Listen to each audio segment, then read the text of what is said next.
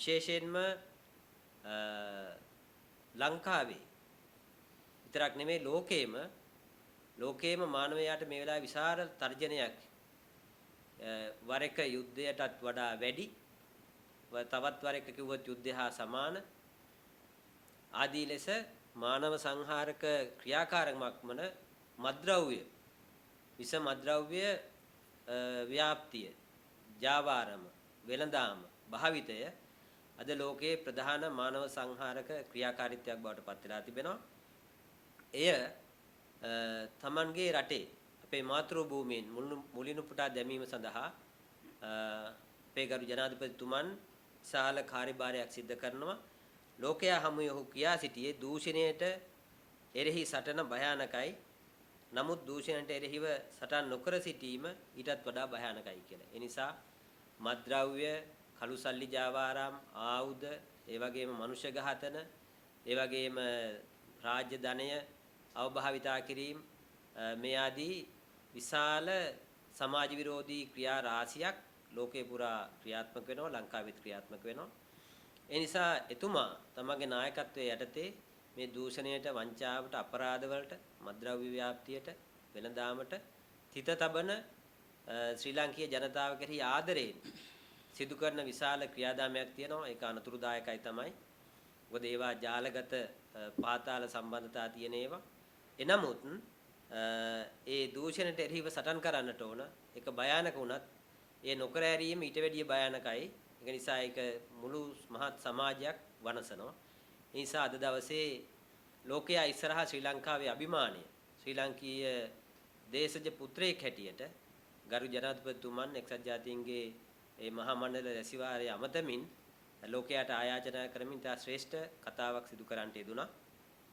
ඉතින් එතුමා එවැනි ලංකාවේ පක්ෂපාත ආගම් වර්ගවාදී ભેදයකින් තොරව ශ්‍රී ලාංකීය සිරු ජනතාවගේ අභිමානය ලෝකයා ඉස්සරහට ගෙනියන්න හදද්දී අද මේ 76 අවුරුද්දක් විනාශකාරී දේශපාලන නීලිච්ච සියලුම කණ්ඩායම් අද එකට එකතු වෙලා එකම කණ්ඩායමක් බවට පක්ෂපාත ભેද මූණු එකක්වත් හොයාගන්න බැරි මිශ්‍ර වෙච්ච එකම කණ්ඩායමක් බවට පත් වෙලා අද මේ ජනතාවාදී ආණ්ඩුව ව්‍යවස්ථාපිත ඒකාධිපති ආණ්ඩුවක් හැටියට හඳුන්වන්න පටන් අරන් තිබෙනවා.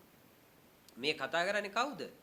විවස්ථා පැත්තකට දාලා Tamanට ඕන හැටියට විවස්ථා වගන්ති වෙනස් කරගෙන අනපනත් සම්මත කරගෙන නීතියට පයින් ගහලා නීතිය වල්වද්දලා මිනිසුරුවරුන්ට පහර දීලා එවැනි කළු දූෂිත ත්‍රාඩ ඉතිහාසයක් තියෙන මේ කණ්ඩායම් දැන් කියන්න පටන් අරගෙන තියෙනවා විවස්ථාපිත ඒකාධිපතිත්වයක් තියෙනවා කියලා.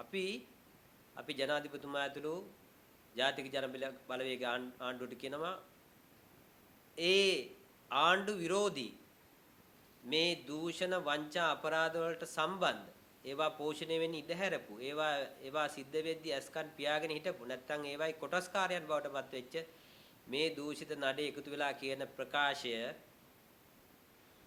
අපි හිතනවා එක අතකින් අපට අභිමානයක්. ශ්‍රී ලාංකීය ජනතාව හැටියට අපි හිතනවා ඒක අපට අභිමානයක්. ඒ කියන්නේ දැන් අපි ව්‍යවස්ථාව ආරක්ෂා කරනවා කියන එක. ව්‍යවස්ථාවට අනුව කටයුතු කරනවා කියන එක. ඒ කියන්නේ නීතියට අනුව කටයුතු කරනවා කියන එක. ඒ නිසා ව්‍යවස්ථාවට නීතියට අනුව කටයුතු කිරීම ඒකාධිපතිත්වයක් කියලා හිතනවා නම් ඒක දැනෙන්නේ ඒ දූෂිතයන්ට අපරාධකාරයන්ට විතරයි. රටේ සියලු ජනතාවට දැනෙන්නේ නැහැ එහෙම එකක්. රටේ සියලු ජනතාවින් ඊටාම සතුටින් සන්තෝෂයෙන් ප්‍රශංසාත්මකව ඉන්නේ අභිමාණයෙන් ඉන්නේ.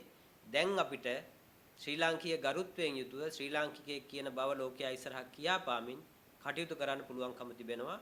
ඔවුන් මේ කියන ඒකාධිපති ව්‍යවස්ථානුකූල ඒකාධිපතිත්වයේ යටතේ. ඒකට අපි කැමතියි. අපි කියනවා ඒක වෙනස් කරන්න එපා.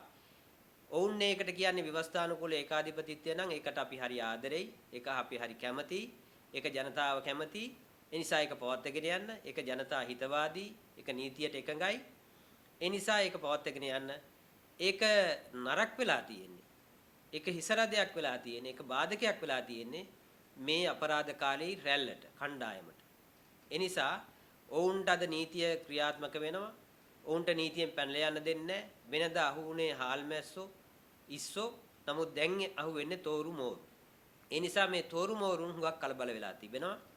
ඒ නිසා උන්ට එකට එකතු වෙන්න වෙලා තිබෙනවා. පහසුගිය 20 වෙනිදා එක්සත් ජාතික පක්ෂයේ සංවත්සරයයි කියමින් සියලුම අනිකුත් විෂම කණ්ඩායම් ඔක්කොම එකට එකතු කරගත්ත රැස්වීමක් සමුළුවක් පවත්වලා ඔවුන් ඔක්කොම කියා සිටියා ජාතික ජනබලවේග ආණ්ඩුව ඔවුන්ව මර්ධනය කරනවා ඔවුන්ට බලහත්කාරයෙන් නීතිය ක්‍රියාත්මක කරනවා කියලා. අපි දැක්ක රාගරකාරීව සම්මාත්මක සැරයක් කියනවා තංගල ප්‍රදේශයේ සීනි මෝදරින් විශාල කුඩුතෝගයක් ඇල්ලුවාම ඒවා මේ සැලසුම් කළා ගෙනihin දාලා ඔවුන්ගේ පාක්ෂිකයන් ඔවුන්ගේ සමාජිකයන් මර්ධනය කරන්න යොදා ගන්නවා කියලා.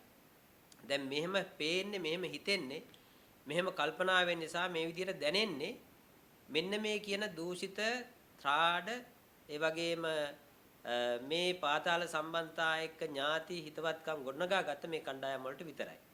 අනිත් කිසි කෙනෙකුට එසේ දැනෙන්නේ නැහැ. අපි දැක්කා සංඝ සමාජයේ නායකත්වයේ දරන ඉහළ ගණේ නායක හමුදුරු අතිශය ප්‍රශංසාත්මකව මේ පාතාල මර්ධනයටත් ඒ වගේම මේ කුඩුජාවාරම් ඇතුළු මද්ද්‍රව්‍ය පාතාලයේ මර්ධනය කරමින් කටයුතු කරන ක්‍රියාදාමයට ඉතාමත්ම ප්‍රමාණාතික්‍රාන්ත ප්‍රශංසාවක් උන්වහන්සේලා සිද්ධ කරනවා අපි දැක්කා.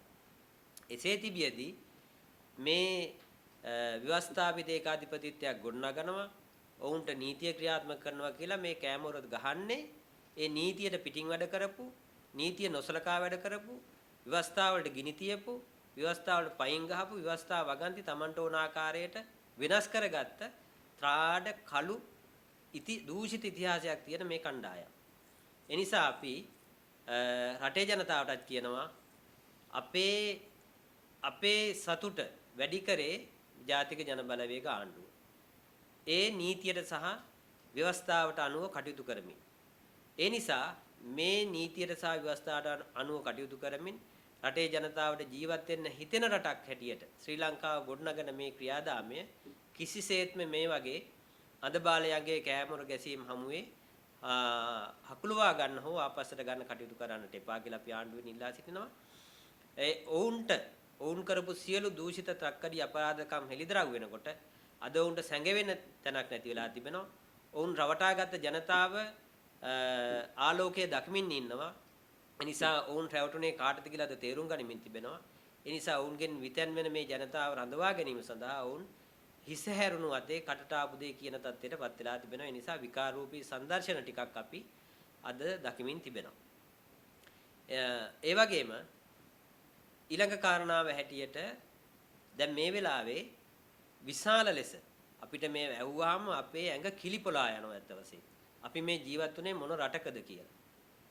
විශේෂයෙන්ම අද හම්බන්තොට දිස්ත්‍රික්කය අයිස්ලන්තය කියලා සමාජය හාස්‍යයට ලක් කරනවා. හම්බන්තොට දිස්ත්‍රික්කය. ඉතින් මේ ආකාරයට රටේ හැමතැනම විශේෂයෙන් දැන් මේ අපිට පේන්න තියෙනවා හම්බන්තොට ඉලක්ක කරගෙන තමයි මේ අයිස් නිෂ්පාදනයන් මේවා බෙදා හැරීම් ආදී දේවල් සිද්ධ වෙලා තිබෙන්නේ. කෙසේ වුණත් මේ වෙලාවේ හම්බන්තොට මූලික කරගෙන තව ටික දවසක් යනකොට තවත් දිස්ත්‍රික් වලින් මේවා හෙළිදරව් වේවි. මේ සිද්ධ කරපු මේ සමාජයේ බිලිගත් අපේ අනාගත පරම්පරාවගේ අනාගතය අහිමි කරපු මේ මද්ද්‍රව්‍ය ජාවාරම මර්ධනය කරමින් යනවා. අද ග්‍රෑම් ගණනින් නෙමෙයි අහුවෙන්නේ ලොරි ගණනින්. ඒ නිසා ඒවත් එක්ක විශාල ලෙස ආයුධ හම්බ වෙනවා. ඒ වගේම මේවා ජාලයන් පවත්වාගෙන ගියපු ඉහළ කප්පිත්තන් දැන් හෙළිදරව් වෙමින් තිබෙනවා. ඒවායේ දේශපාලන ඥාතිත්වයන් හෙළිදරව් වෙමින් තිබෙනවා.